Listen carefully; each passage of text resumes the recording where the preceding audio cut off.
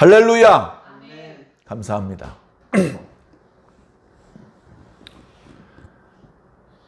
우리가 태어나서 처음에는 모유를 먹고 또 이유식을 먹고 그 다음에 뭐 이거저것 닥치는 대로 먹습니다. 특히 어렸을 때 얼마나 잘 먹습니까? 먹고 또 잠도 많아요. 먹고 자고 먹고 자고. 어렸을 때 아이들이 입에 달고 있는 말이 엄마 배고파, 엄마 배고파. 엄마가 밥 주는 사람입니까? 뭐 그렇죠. 그래서 어렸을 때부터 모유를 줬었고 모유를 먹지 않는 나이에도 어머니가 주로 밥을 또는 간식을 어머니를 통해서 모든 먹는 게 공급되기 때문에 물론 가끔 아빠가 간식을 사올 때도 있습니다만 훨씬 더 많이 엄마를 통해서 먹을 걸 얻기 때문에 아이들은 엄마를 쳐다보면서 자신의 배가 고플 때마다 엄마의 얼굴을 쳐다봅니다. 그래서 무지하게 먹습니다. 어렸을 때 비만이 잘 없어요. 먹었는데 그게 뭐 복부 비만이나 사지 비만 이렇게 이어지지 않고 어렸을 때는 그것이 성장하는데 다 에너지가 투입됩니다.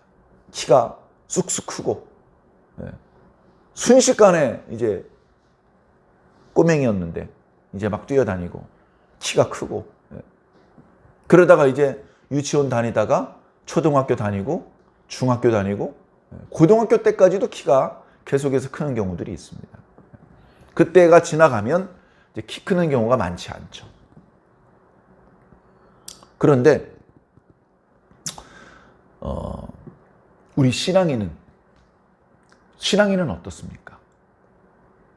저는 신앙인도 약간 유사한 부분이 있는 것 같습니다. 신앙인도. 그러니까 다른 사람들, 제가 객관적으로 여러 성도들의 그동안 신앙해온 이력들을 면밀히 분석한 자료를 가지고 말씀을 드리는 것은 아닙니다. 가장 정확하게 알고 있는 것은 저 개인의 이야기와 그 다음에 제 주변에서 신앙하시던 분들의 모습들을 통해서 맞아. 이런 부분은 좀 비슷한 것 같아요. 자, 어떤 거냐면요. 처음에 신앙을 시작을 할 때 교회 처음 갈 때 있잖아요. 누구나 교회 처음 가는 날이 있습니다. 교회 처음 갈 때 그날 말씀 듣고 감동받고 은혜 받는 사람은 거의 드물어요. 교회를 처음 가면요. 그 교회는 익숙하지 않은 곳입니다. 제가 갔던 교회 이제 예배실이 3층에 있었어요. 그래서 계단으로 이제 올라가면 이제 예배실 문이 있습니다. 예배실 문이 이렇게 나무로 되어 있는 좀 장식이 되어 있는 문이 있는데 예배 시간이 없는 뭐 그런 날은 그 문은 주로 잠겨 있고요. 옆에 작은 철문이 있습니다. 이제 낮에는 주로 그쪽으로 다니죠. 철문을 열고 들어가면 그 옆에 남자 화장실, 그 옆에 여자 화장실. 그걸 지나서 이제 예배실로 들어갑니다. 예배실로 들어가면 거기에 이렇게 시야를 막는 이렇게 좀 나무 칸막이 같은 게 있어요. 시야만 막아주는 거죠. 그래서 누가 들어오고 나갈 때 바로 그 칸막이 앞에 있는 사람이 이렇게 누가 오네? 이렇게 고개를 돌리지 않고 예배에 집중하게 하기 위해서 칸막이가 있습니다. 그리고서 들어오면 이제 장의자가 두 줄로 쭉 길게 있었고 저 강례상 쪽은 장의자가 없고 바닥에 얇은 비닐 장판을 깔고 거기는 이제 신발을 벗고 방석을 까는. 자, 그렇게 처음 교회 가서 그 모든 게 생소한 거예요. 별로 무릎 꿇어온 적도 없는데 가가지고 무릎도 꿇고 방석도 깔고 또 정리하고 그리고 뭐 노래도 따라서 부르고 두리번 창문이 있네. 이쪽에 화장실은 이쪽이구나. 저쪽 저 문은 어디로 가는 문이지? 처음에는 낯선 환경에 들어가기 때문에 찬송의 가사의 내용에 집중을 하고 그 다음에 기도하는 사람의 기도말에 집중을 하고 말씀을 선포하시는 분의 말씀에 집중이 잘 안 됩니다. 그래서 벌 쓰는 것처럼 다들 조용히 앞에 기도하는 사람, 말씀을 선포하는 사람의 그 말씀에 집중을 하고 있는데 나 혼자 두리번 할 수는 없으니까 막 궁금해 죽겠는데 가만히 앉아서 벌 쓰다 봅니다. 벌 쓰다. 예배 드리러 온 게 아니고 처음엔 벌 쓰는 거예요. 자, 그런데 그 교회를 2번, 3번, 4번 이렇게 가다 보면 이제 뭐 특별한 게 없어. 방석은 저쪽에 있어. 화장실 급하면 저쪽으로 가면 돼. 그리고 예배실 불 켤 때는 저쪽에 스위치가 있어. 그리고 교회 밖으로 나가면 어느 쪽에 편의점이 있어. 이제 이런 것들이 이제 적응이 되는 거예요. 그런 것 때문에 궁금해서 두리번 쳐다보지는 않습니다. 그 다음에 이제 성경책과 찬송가에 이렇게 그 익숙하지 아니함 때문에 찬송을 다들 잘 따라 부르는데 난 왜 이렇게 모르는 찬송이 많아? 거기다가 성경 구절도 예를 들어서 마태복음 10장 말씀 몇 절 이렇게 말씀하시는데 저는 창세기부터 찾아요.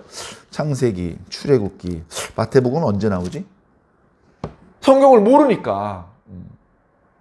자, 그러다가 이제 찬송도 조금 익숙해지고 말씀도 조금 익숙해질 때 그때 이제 찬송의 가사에 내용에 집중할 수 있게 되고 기도하는 분의 기도의 내용에 집중하게 되고 말씀을 선포하시는 분의 그 말씀의 내용에 집중을 하게 되는 거예요.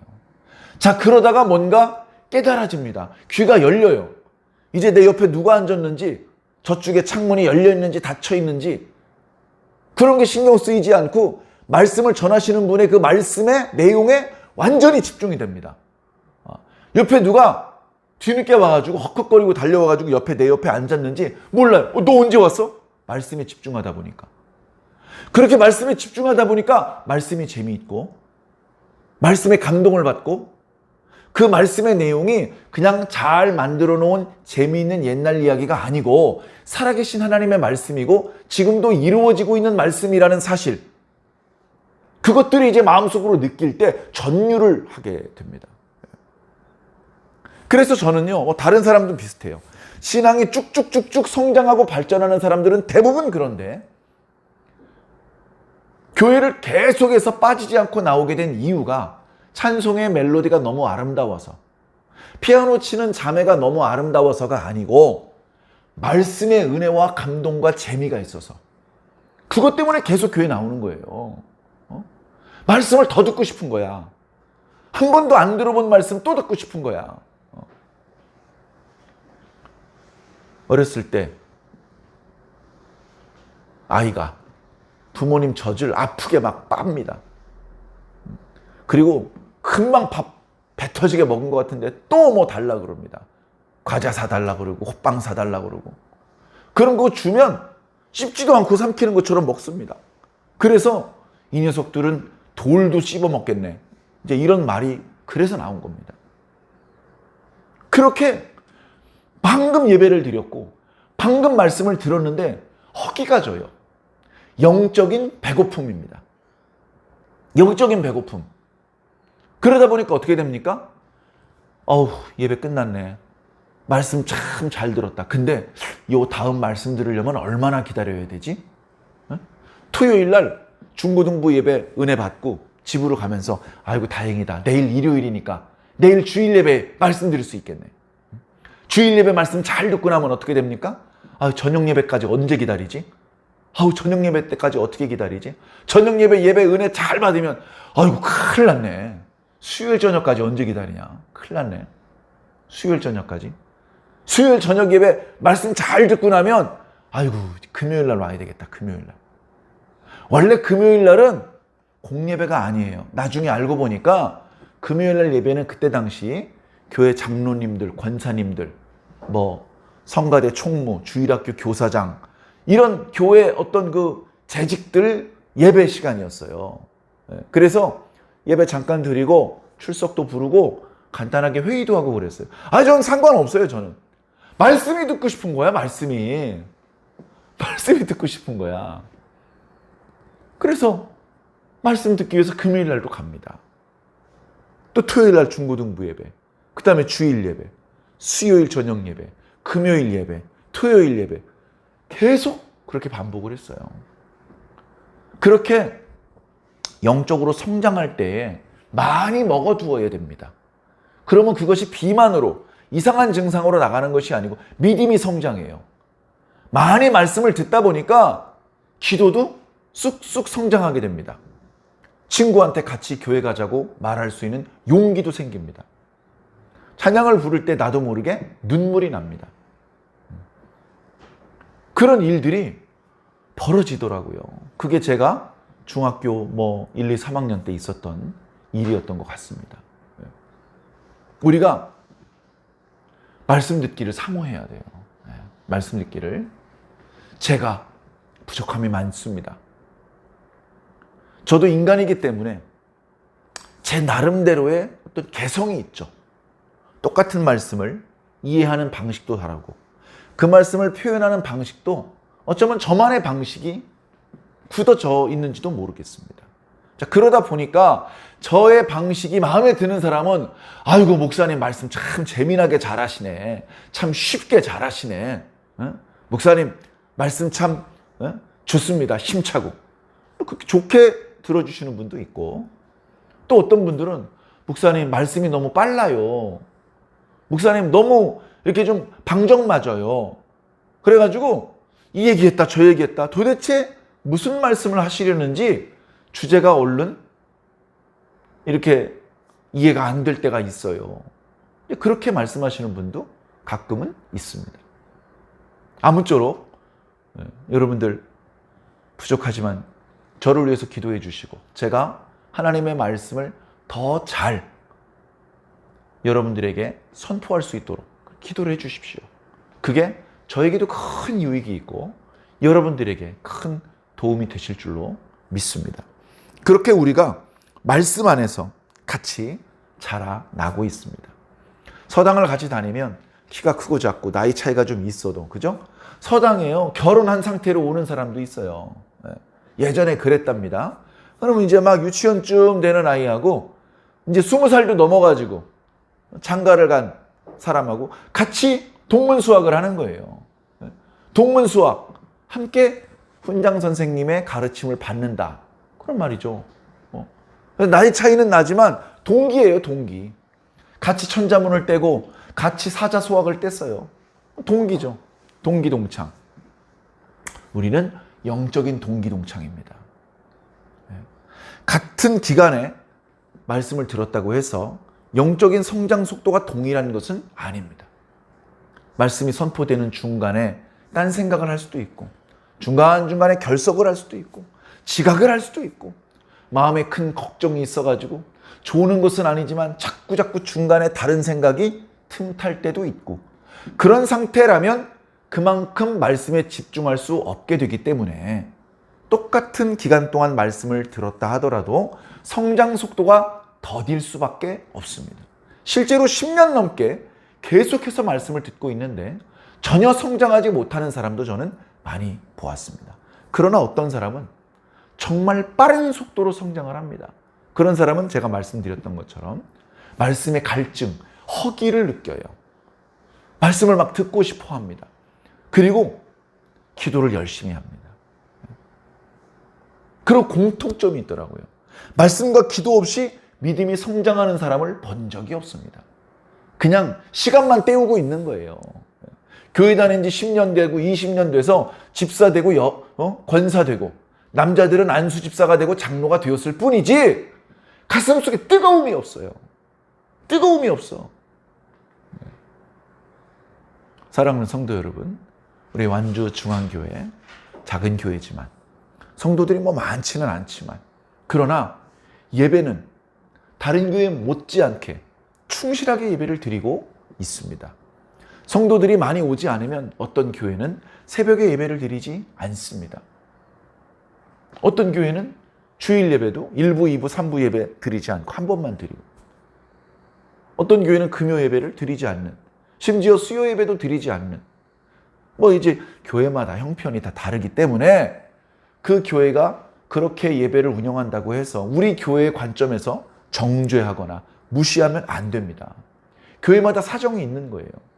자, 그러나 저희 교회는 출석하는 성도들이 많지 않더라도 일주일이면 수요일 저녁 예배와 또 주일 예배 그리고 새벽 예배를 빠짐없이 드립니다. 빠질 수가 없는 게요.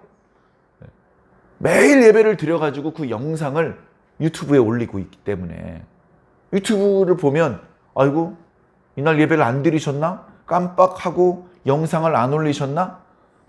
하루가 비네? 예. 영상에 보면 날짜가 다 나와 있고 말씀 제목이 있거든요. 사랑하는 성도 여러분, 그 유튜브에 올리는 영상도 허투루 보내지 마시고 그 영상도 즐겨 들으시기를 부탁을 드립니다. 어떤 영상은 길어요. 거의 1시간 가까이 설교가 길게 이어지는 그런 영상도 있고, 짧은 건 10분, 15분짜리 그런 영상도 있습니다만, 여유 있게 말씀을 들을 수가 없다면 조금 재생 속도를 빠르게 조정을 해서라도 말씀을 꼭 들으시기를 부탁을 드립니다. 제가 아는 어떤 분은 영상을 새벽에 예배 끝나자마자 바로 업로드를 하면 아침에 출근 준비를 하고 이 일상을 준비를 하면서 그 영상을 틀어놓고 크게 소리가 나게 플레이를 해놓고 볼일을 본대요. 새벽 예배 드릴 때는 저의 모습이 영상에 찍히지 않고 성경책만 이렇게 찍혀서 올라가고 있기 때문에 뭐 이렇게 모니터를 계속 보고 있어야 되는 건 아닙니다. 그러니까 소리만 조금 크게 해서 잘 들리게 하면 그럼 충분히 그날 말씀을 들을 수 있죠. 개인적으로 성경 읽기를 하고 큐티를 하고 그리고 그날 영상도 듣는다면 그러면 각자 개인적으로 묵상을 했던 그것으로 부족했던 부분도 보충을 할 수 있기 때문에 여러분들이 활용하기 나름입니다. 이미 모든 자료는 제공이 되어 있습니다. 여러분들이 어떻게 활용하느냐에 따라서 여러분들의 믿음이 빠른 속도로 성장할지 맨날 제자리 걸음할지는 이제 여러분들에게 달린 것입니다. 아무쪼록 제자리 걸음하지 마시고 기도할 수 있을 때 기도하시고 신앙을 치고 올라갈 때 치고 올라가시기 바랍니다. 천자문을 떼요. 천자문을 떼 책 씻기를 합니다. 그동안 가르쳐 주신 훈장 선생님께 고마움도 표현하고 같이 공부했던 친구들하고 떡을 해서 나눠 먹습니다. 근데 그 옆에서 떡만 얻어먹고 아직도 천자문을 띄지 못한 친구가 있어요. 똑같이 공부를 시작했는데 저 친구는 천자문을 떼가지고 이제 소학을 시작을 하는데 나는 아직도 하늘천 따지 하고 있어야 되는 거예요. 그것과 마찬가지로 교회에서 천자문 다음에 사자소학, 사자소학 다음에 뭐 대학 다음에 노노 다음에 맹자 다음에 중용, 그런 어떤 순서가 정해진 것은 아니지만 그러나 우리들의 신앙은 계속해서 멈추지 않고 성장해야 되거든요. 성장해야 됩니다. 저는 이미 목사 안수도 받았고 신학대학원도 졸업했으니까 다 컸습니까? 어림없는 소리입니다. 지금도 새롭게 배우는 게 많고 끊임없이 저도 성경을 읽고 묵상하고 기도하는 생활을 하지 않으면 저도 믿음이 식어질 수 있고 병들 수 있습니다. 저도 그런데 하물며 여러분들이 계시겠습니까? 부디 말씀 듣고 기도하는 것을 게을리하지 않으시기 바랍니다. 개인적으로 교회 와서 기도하고 개인적으로 시간을 내서 성경을 읽으시면 최고로 좋겠습니다만 그것이 쉽지 않다면 함께 모여서 예배드리는 시간에라도 늦지 않게 결석하지 말고 꼭 참석을 해주시면 여러분들에게 큰 유익이 될 줄로 분명히 확실합니다. 제가 개인적으로 그렇게 체험했기 때문에 확실히 말씀드릴 수 있습니다. 자, 오늘 말씀을 보면요. 지난주 말씀에 이제 이어지는 내용이거든요. 자, 이런 부분들을 이제 우리가 생각을 좀 해봐야 됩니다. 생각을. 참 걱정이 되는 그런 일들이 우리가 많이 있잖아요. 예. 아이고, 큰일 났네. 아이고, 큰일 났어. 이번에 우리 그 대통령은 기독교적인 그런 어떤 마인드가 너무 없어. 너무 비성경적인 정책을 자꾸 내세워. 지금 현재 우리 대통령 말씀드리는 게 아닙니다. 예를 들어서 표현하는 거예요. 아이고, 큰일 났네. 이번에 우리 대통령은 우리 저 기독교계 어른들의 말을 듣질 않으셔. 큰일 났네. 걱정되죠. 걱정돼. 야, 이거 어떡하냐? 우리나라 경기가 너무 안 좋아. 금리는 올라가고 집값은 떨어지고. 야, 이거 어떡하면 좋냐? 경제가 왜 이렇게 안 살아나지? 야야, 이거 큰일 났어. 뭐가 또? 젊은 사람들이 취직을 못한대. 취직을 못하니까 결혼을 못하네. 결혼을 못하니까 애를 못 낳네. 애를 못 낳으니까 인구가 자꾸 감소하고, 인구가 감소하다 보니까 초등학교 입학생이 없대. 유치원들 문을 닫는데. 네? 기업에서 직원을 뽑을 수가 없어가지고 동남아시아 사람들을 뽑는데, 네? 동남아시아 사람들이 전부 다 저 모슬림들이라 그러더라고. 그냥 막 꼬리에 꼬리를 물고 여러 가지 걱정스러운 일들이 많이 있습니다. 그런 부분에 대해서 걱정스럽지만 내가 걱정한다고 뭘 바꿀 수 있습니까? 아이고 큰일 났네. 뭐가 또? 태풍이 한반도를 향해서 올라온대. 네가 가서 막을래? 두 손으로? 이렇게 막아지니? 그런 건 아니잖아요. 그래서 우리가 걱정해야 될 것을 걱정하자. 정말 걱정해야 되는 것은 신경을 안 쓰고 있고, 걱정을 해봤자 소용이 없는 것을 걱정하고 있다면 얼마나 안타깝고 어리석은 모습이겠습니까? 자, 이스라엘 백성들이 블레셋과의 전쟁에서 패전했습니다.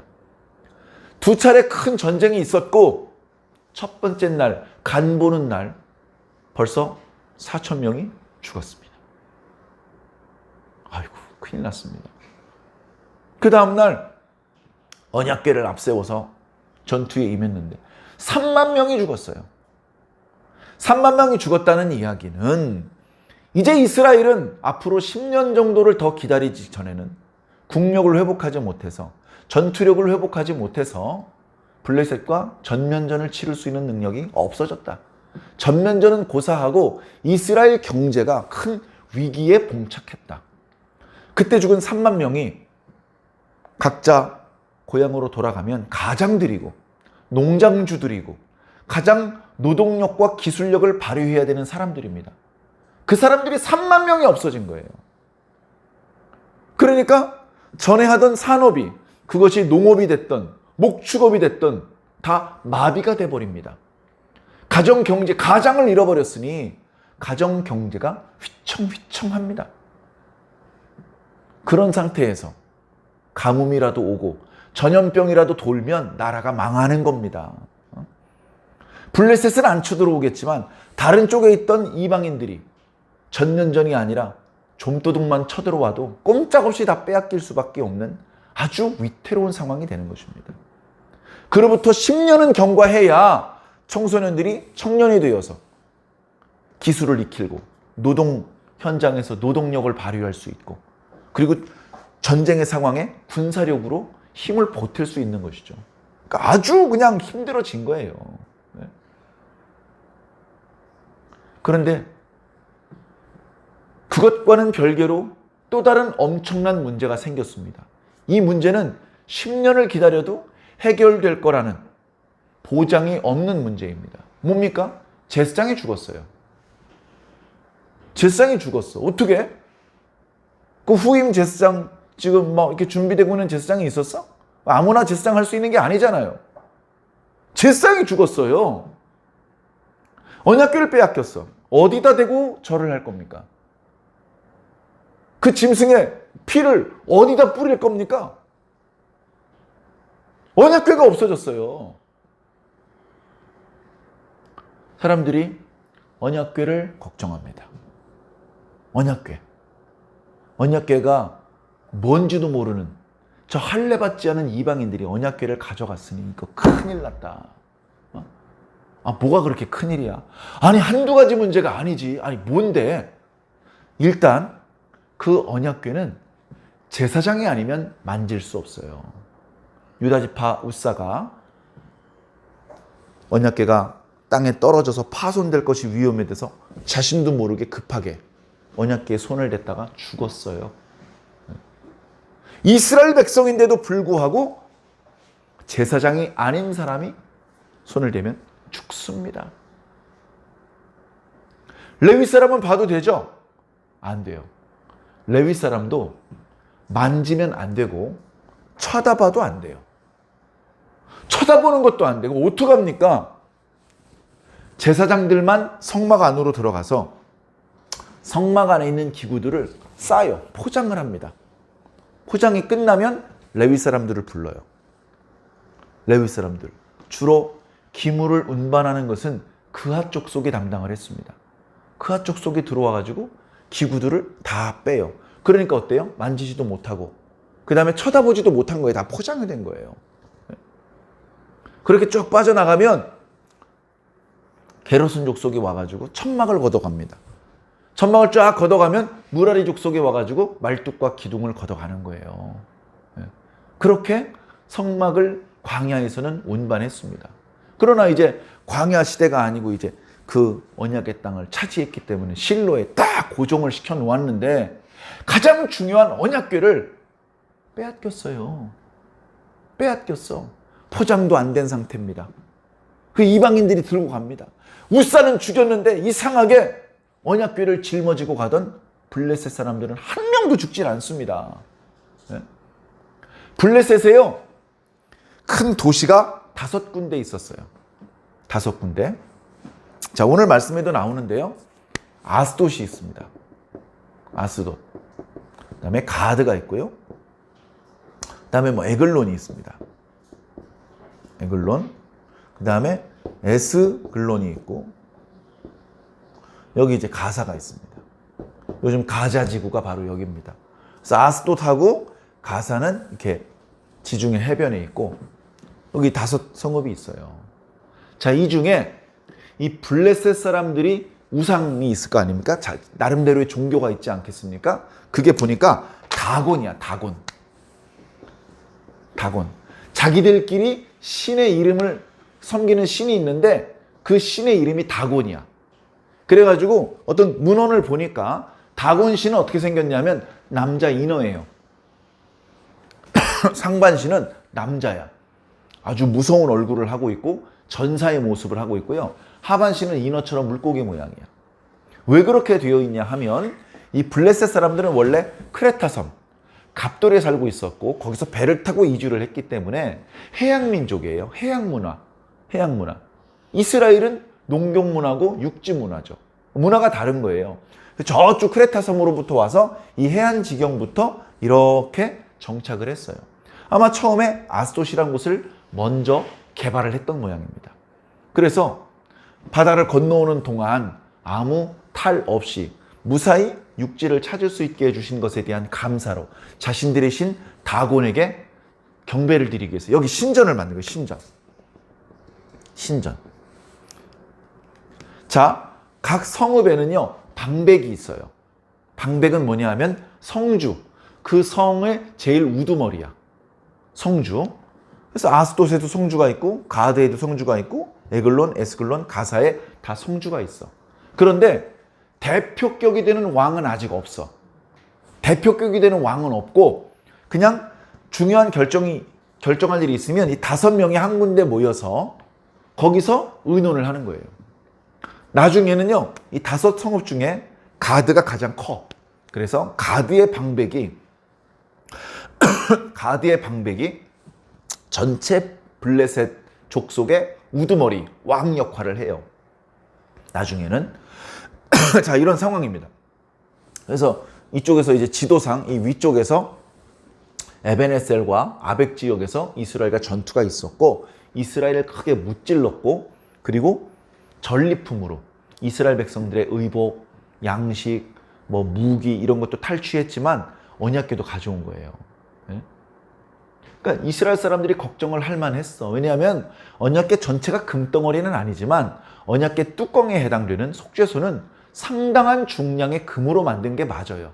그리고 그 아래쪽에 있는 언약궤도 안에는 조각목으로 만들었지만 그 겉은 금속 박을 입혀가지고 금으로 장식이 되어 있거든요. 그러니까 이 녀석들이 금을 탐내서 그것을 쪼아가지고 자기네들끼리 분배해서 나눠 가질 수도 있고 그리고 그 언약궤가 이 취급이 주의를 해야 되는데 조심스럽게 취급하지 않아서 모서리가 파손될 수도 있잖아요. 그러면 이스라엘 백성들 입장에서 야, 저건 되찾아와야 되는데 야, 우리가 빨리 국력을 신장해가지고 저 아스돗에 있는 다곤 신전에 이 녀석들이 이 하나님의 궤를 어떻게 관리해야 되는지 모르니까 대충 종교시설에다 보관한 거야, 나름대로. 이 물건은 종교 활동에 쓰는 물건이래. 그러니까 종교시설에 보관해 놓은 거예요. 그러니까 어떡합니까? 이스라엘이 이 아스돗의 특공대를 파견해서라도 저 언약궤를 되찾아와야 되는데, 그 전에 저놈들이 그걸 훼손하고 거기 장식했던 금을 뜯어가고, 아이고 그렇게 되면 어떡하지? 걱정하지, 걱정. 걱정스럽죠. 자, 그런데 결과적으로는 야, 그것만 니들이 걱정할 문제가 아니야.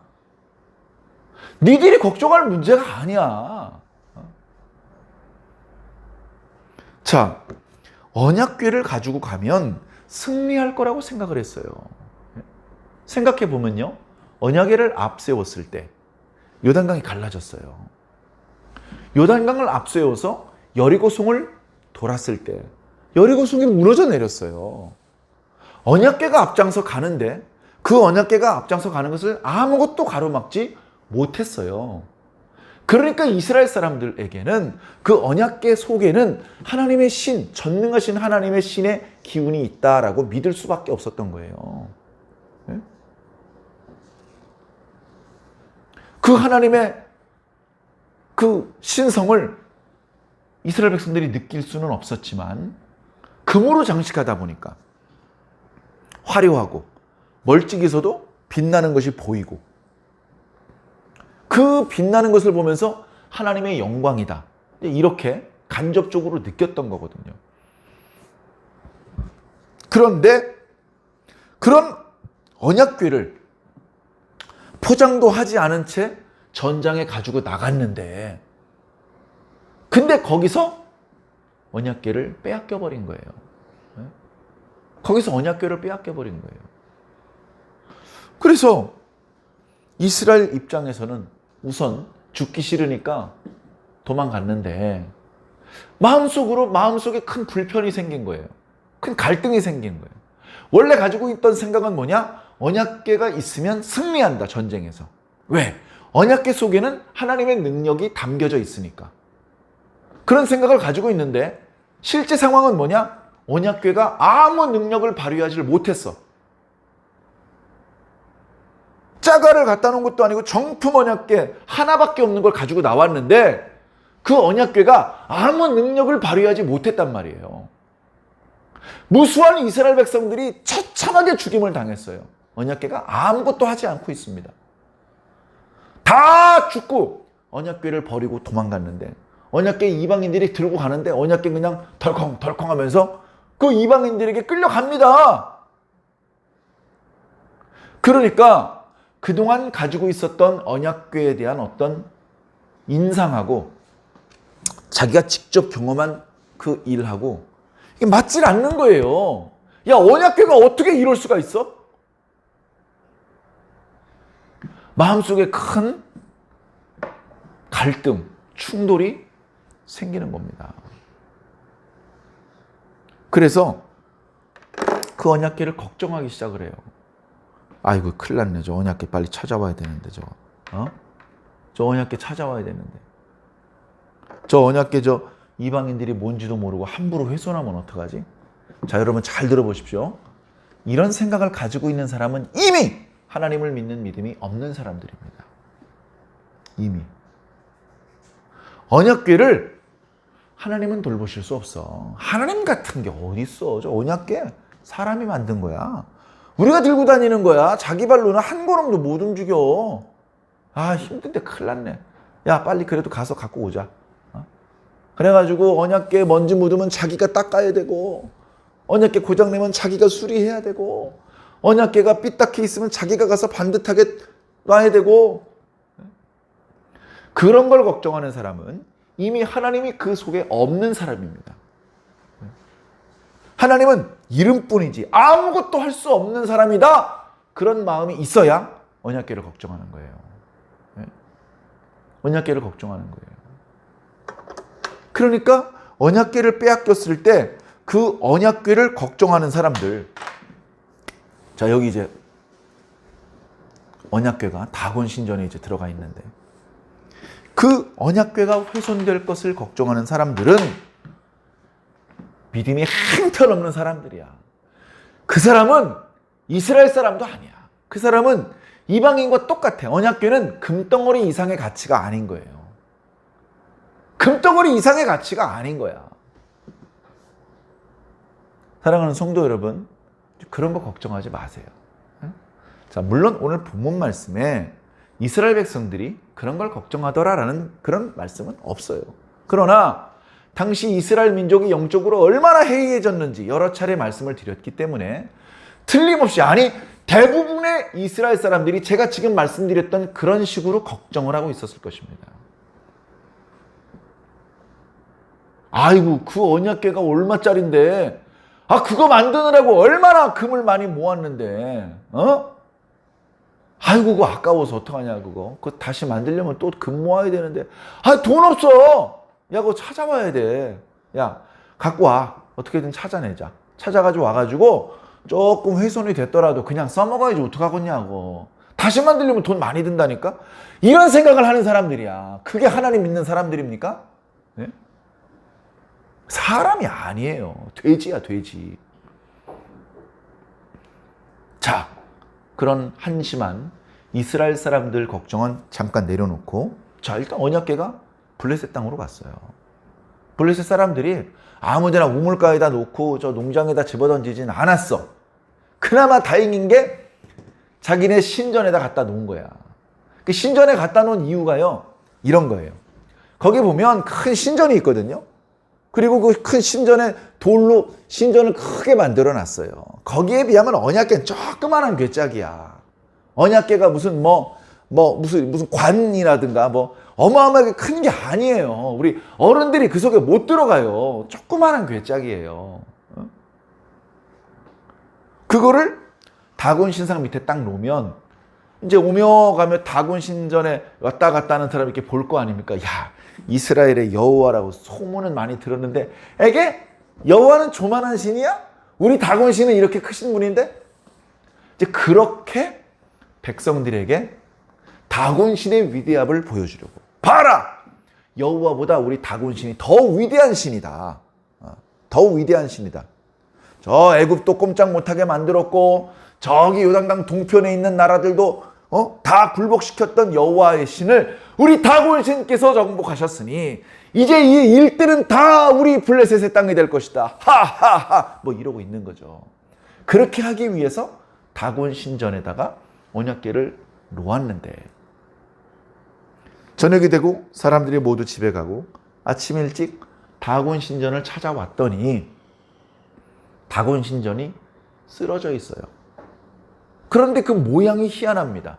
그 모양이 마치 언약궤를 향해서 경배를 드리고 있는 거예요.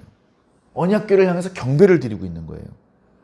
그래가지고 그 모습을 본 블레셋 사람들이 깜짝 놀랐어요. 야, 다른 사람들 보면 오해하니까 빨리 세워놓자 해가지고 낑낑거려가지고 그걸 다시 본래 자리에 세워놓았습니다.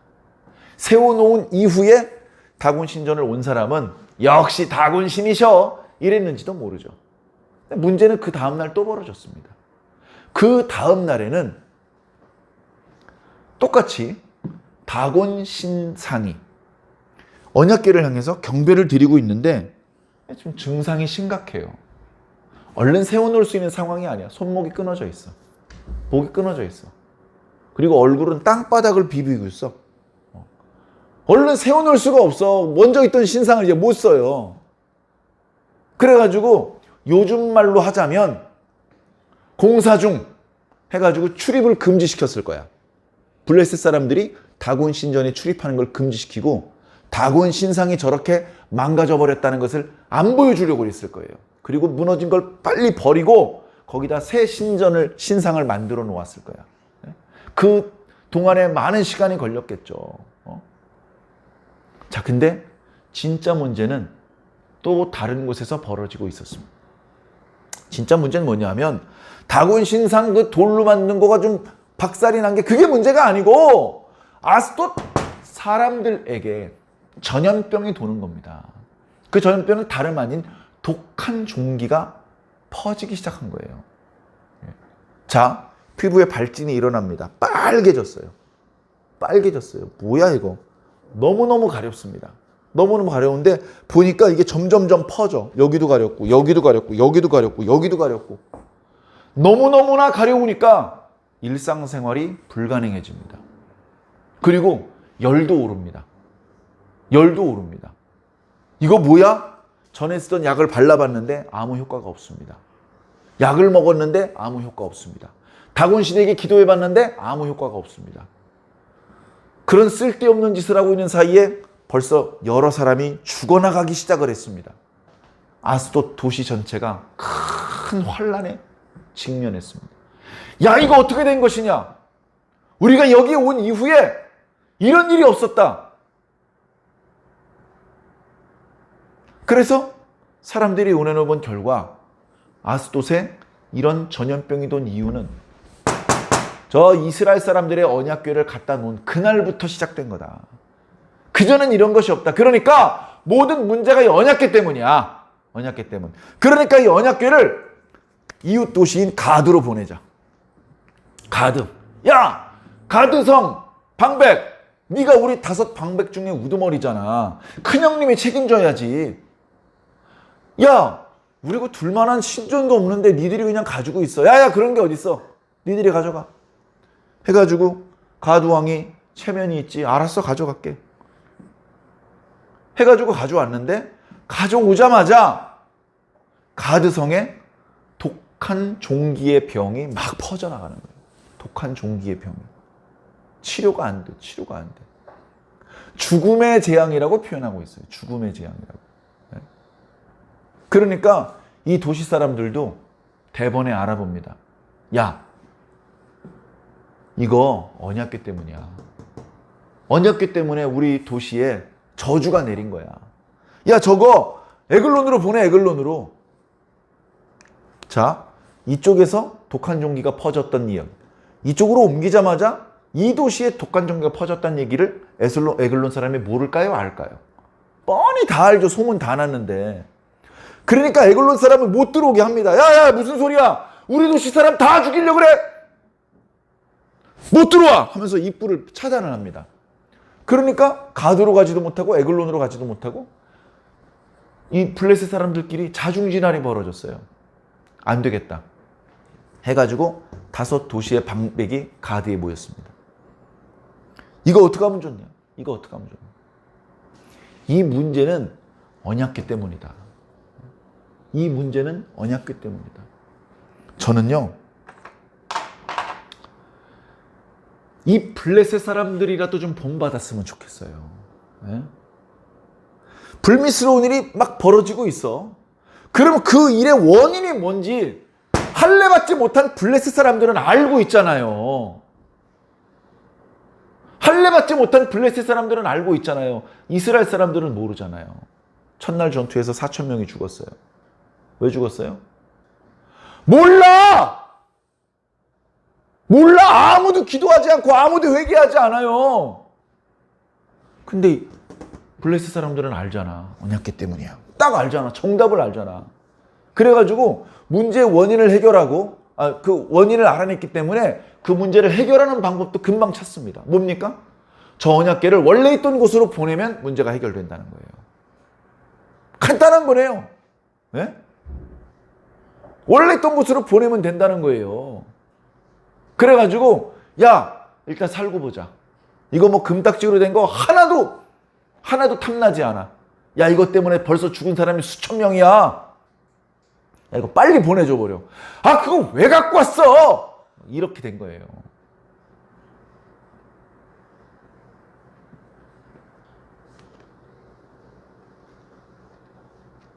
자, 언약궤가 훼손되면 어떡하지? 이놈들이 조심스럽게 다루지 않고 함부로 다루다가 모서리가 찌그러지고 깨지면 어떡하지? 아, 이놈들이 금딱지에 눈이 어두워가지고 그냥 뜯어가고 막 파손시키고 그거 그냥 가져가 버리면 어떡하지? 그걸 왜 네가 걱정해? 네가 걱정할 일이 아니잖아. 지금 문제는요, 언약궤를 블레셋 사람들이 현재 가지고 있는 게 문제가 아니야. 그게 문제가 아니야. 여러분, 언약궤를 뺏기면 하나님을 뺏긴 겁니까, 혹시? 언약궤를 뺏기면 이젠 기도도 못하고 이제는 하나님의 도움도 못 받고 보호도 못 받습니까? 언약궤 빼앗기면 그날 하나님 죽으십니까? 왜 걱정해요? 봐요. 하나님께서 스스로 당신의 언약궤 지키시잖아요. 네? 스스로 지킨다고요. 아무도 종기가 오를 생각에 언약궤 손을 못 대. 네? 언약궤를 무서워 벌벌벌 떨고 언약궤가 나타나면 사람들이 다 뒤로 물러나게 만들어요. 네? 하나님을 경외해서 그렇게 했겠습니까? 그런 건 없지만 하나님께서는 당신을 스스로 지킬 수 있어요. 하나님께서 지키신 것은 단순히 언약궤의 그 상자, 그것이 파손되지 않도록 지키신 것이 아니에요. 하나님께서는 당신의 자존심을 지키셨어요. 당신의 명예를 지키신 거예요. 블레셋 사람들아 보아라. 다곤이 나보다 세서 이스라엘이 패전한 게 아니다. 다곤이 나보다 세서 그래서 내가 다곤 신전에서 살아야 되는 게 아니다. 봐, 내가 더 세. 내가 더 세. 나는 손 안 대고 말로만 해도 다곤의 목을 부러뜨릴 수 있어. 다곤은 쓰러지면 스스로 일어나지도 못해. 나는 스스로 예루살렘으로 돌아갈 수 있어. 하나님은 그렇게 블레셋 사람들한테 보여주고 계시고, 블레셋 사람들은 상당히 영적으로 둔함에도 불구하고 자신들 사이에 벌어지고 있는 불미스러운 일의 원인이 무엇인지 정확하게 알았어요. 그리고 그 문제를 해결하는 방법도 정확하게 찾았어요. 뒤에 나오는 부분은 역시 그들이 하나님을 섬기는 예법을 모르기 때문에 불필요한 행동을 하는 모습들이 나오긴 합니다만 결국 이 언약궤를 다시 이스라엘 땅으로 보내는 일에 정말 열심을 했습니다. 문제는 뭐죠? 이스라엘 백성들에게 문제가 있는 거예요. 전투에서 왜 패전을 했습니까? 언약궤의 능력이 없어서가 아니잖아요. 하나님의 능력이 다 방전돼서가 아니잖아요. 하나님이란 분이 원래 없어서가 아니잖아요. 뭐가 문제입니까? 이스라엘 백성들이 하나님을 믿지 않아서입니다. 이스라엘 백성들이 하나님의 이름을 부르지 않아서입니다. 이스라엘 백성들이 하나님 앞에 무릎 꿇고 회개하지 않아서입니다. 이스라엘 백성들이 하나님께 도와달라고 기도하지 않아서입니다. 기도는 하지 않았으면서 언약궤만 끌고 나가면 자동으로 하나님의 능력이 작동된 것이라고 그런 미신적인 생각을 하고 있었습니다. 그런 생각은 모세를 통해서 전달된 것이 아니고 이방 민족들 우상 숭배 문화에 영향을 받아서 가지게 된 잘못된 사고방식이었습니다. 그게 문제입니다. 하나님께서는 언약궤가 없어졌지만 여전히 이스라엘 백성들을 사랑하고 계셨습니다. 여전히 이스라엘 백성들을 바라보고 계셨습니다. 많지는 않지만 깨어서 하나님의 이름을 부르며 기도하는 이스라엘 백성들의 기도를 들으셨습니다. 그 중에 사무엘이 하나님께 올리는 기도를 빠짐없이 들으셨습니다. 사무엘을 통해서 당신의 뜻을 이스라엘 백성들에게 말씀하게 하셨습니다. 사무엘을 통해서 이스라엘 백성들이 하나님 앞에 제사를 드리고 하나님 앞에 회개할 수 있도록 길을 열어주셨습니다. 언약궤가 없었는데도 하나님께 제사 드릴 수 있었습니다. 언약궤가 없었는데도 블레셋과 전투에서 승리할 수 있었습니다. 언약궤가 문제가 아니었습니다. 이스라엘 백성들의 신앙에 문제가 있었던 겁니다. 오늘 우리들의 현실의 문제로 돌아와 봅시다. 문제 없는 사람 있습니까? 문제 많이 있죠. 큰 문제, 작은 문제, 집안의 문제, 개인의 문제, 다양한 종류의 문제가 있습니다. 그 문제를 잘 들여다보시기 바랍니다. 우리는 그래도 예수님 믿는 사람들이지 않습니까? 영적인 수준이 꽤 높은 사람들이잖아요. 그러니까 그 문제를 조금은 더 자세히 들여다볼 수 있었으면 좋겠습니다. 그 문제가 나의 불필요한 욕심에서 비롯된 것이라면 문제가 아닙니다. 그거 해결해달라고 기도할 필요가 없어요. 문제가 아닌 거예요. 내가 아내가 한 명밖에 없어. 3명이 있어야 되는데 이거 참 문제네. 이거 문제입니까? 하나님께서 아내 2명 더 보내달라고 기도해야 됩니까? 문제가 아니잖아요. 그러니까 내가 문제라고 생각한 것이 진짜 문제거리인지 잘 살펴봐서 말도 안 되는 걸 좀 솎아내야 됩니다. 그렇게 좀 솎아냈는데도 여전히 문제로 남겨지는 것들이 있어요. 한두 개가 아닙니다.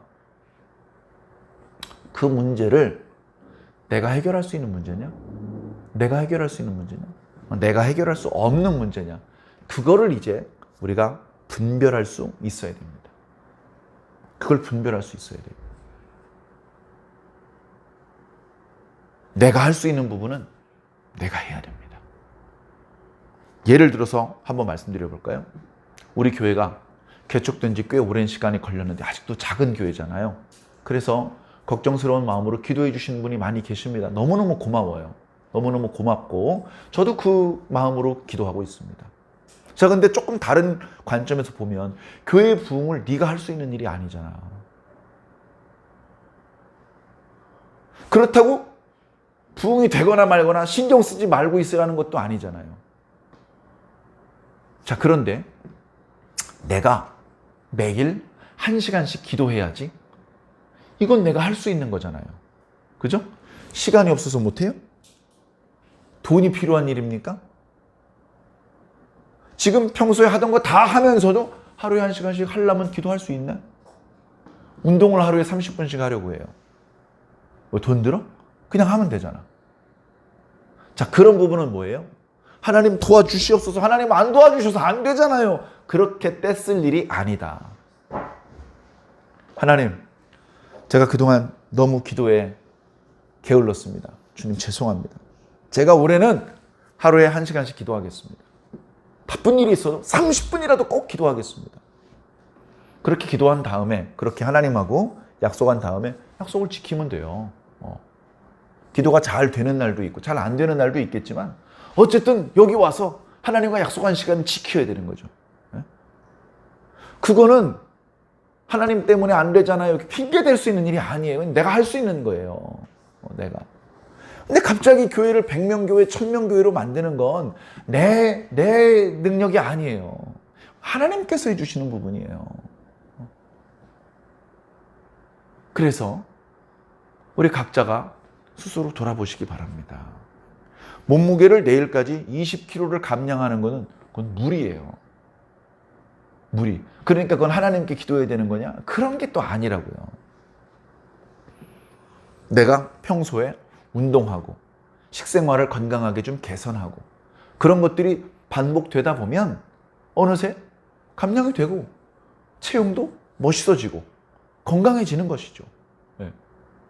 그거를 하나님이 안 도와주시니까 안 되잖아요. 하나님 도와주세요. 이렇게 말할 게 아니란 말이죠.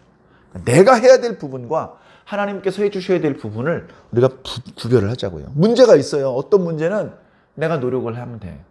주님, 제가 노력을 하려고 그러는데 주님 도와주세요. 주님 조금만 도와주시면 제가 더 잘할 수 있을 것 같아요. 이렇게만 기도하고 내가 노력을 해야 되는 부분은 그렇게 문제를 해결해요.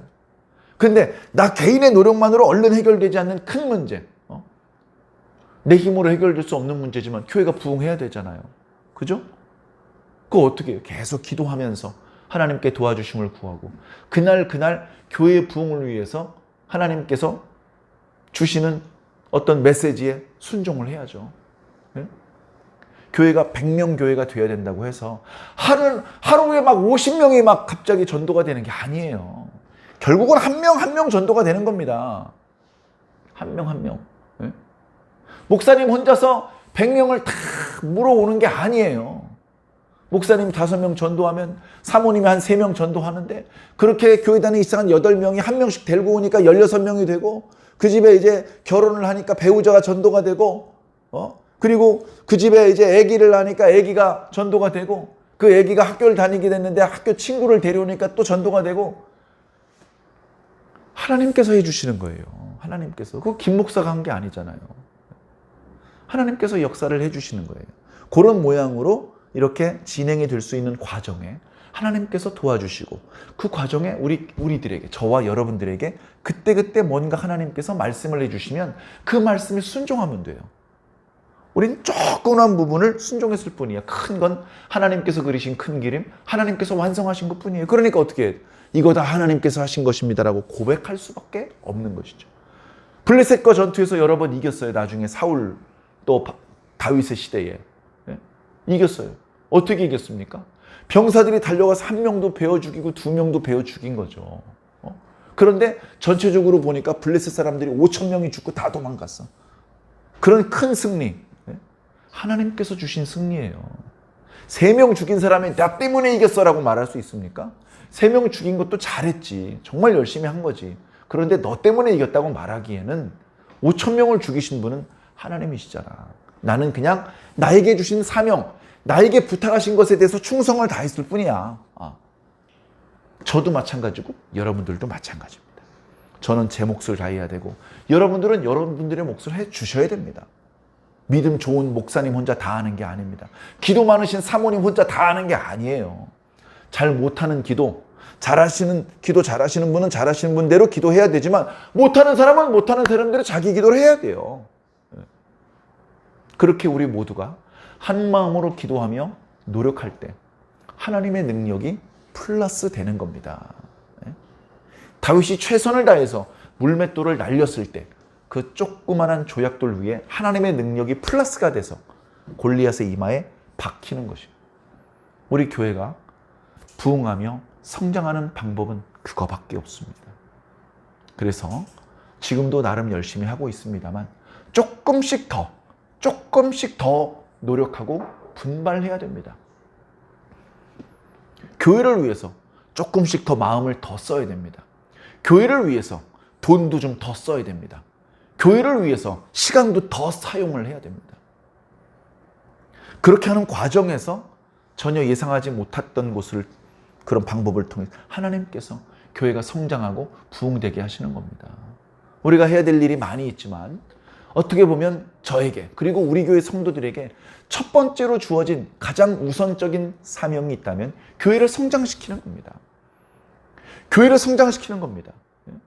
어떤 사람이 한 사람을 물어왔는데 먼저 다니던 시절한 사람이 새롭게 온 사람을 상처를 줘가지고 쫓아내버렸어요. 교회 성장에 무슨 도움을 기여를 한 겁니까? 방해를 한 것이죠. 내가 물어오지 못했더라도 난 아무것도 하지 않은 것 같은데 내가 해야 될 역할이 있는 겁니다. 그걸 잘 해줄 때 교회는 브레이크가 걸리지 않고 계속해서 성장해 나갈 수 있는 것입니다. 목사니까 주님께서는 목사님에게 뭔가 지시하시고 나한테는 안 하실 거야. 나는 찬송도 잘 모르고 기도도 할 줄 모르니까. 아니요. 우리 교회 다니고 있는 성도들 중에 교회 성장을 위해서 아무런 역할도 없는 사람은 한 명도 없습니다. 우리 모두에겐 크고 작은 역할이 있습니다. 내가 깨어있고 올바른 인성과 믿음을 가지고 있다면 나에게 더 큰 역할을 맡겨주십시오라고 기도할 것입니다. 불필요한 것. 아이고, 언약궤가 훼손되면 어떡하지? 교회 간판에 형광등이 많이 나갔더라고. 그걸 왜 네가 걱정하니? 다른 방법으로 해결할 수 있으니까 걱정하지 말고 우선 네가 기도를 시작해야 돼. 우선 너하고 하나님하고 관계가 좋아져야 돼. 그러면 그 나머지 문제는 봄는 녹듯이 문제가 다 녹아 없어져 버려. 그런 것들을 신앙 안에서 꼭 시험해 주시기를 바랍니다. 무한정 교회 부흥을 시키는데 50년이 걸렸어. 그건 자랑도 아니고요. 그건 아무것도 아닙니다. 그동안 여러 가지 사정이 있었다고 하더라도 이제부터는 변명하면 안 될 것 같습니다. 시간이 무한정 주어져 있는 것이 아니라는 말씀입니다. 기회가 있을 때 그 기회를 놓치지 않기 위해서 항상 준비되어 있어야 되고 기도하고 있어야 하는 것입니다. 그렇게 주님의 귀중한 도구요, 일꾼으로 쓰임받게 되시기를 예수님 이름으로 간절히 축원합니다.